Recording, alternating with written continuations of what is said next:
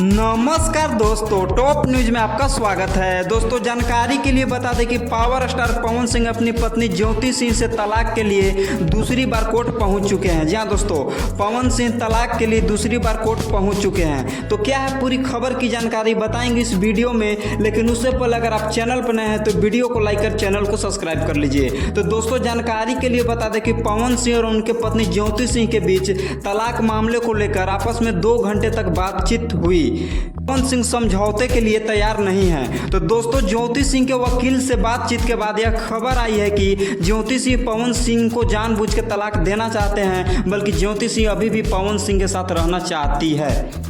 तो दोस्तों वहीं पे पवन सिंह के वकील सुदामा सिंह से बातचीत के बाद पता चला है कि पवन और ज्योति दोनों एक दूसरे को तलाक देना चाहते हैं। तो दोस्तों आपके हिसाब से क्या सही है और क्या गलत है, ये कमेंट बॉक्स में ज़रूर बताइएगा।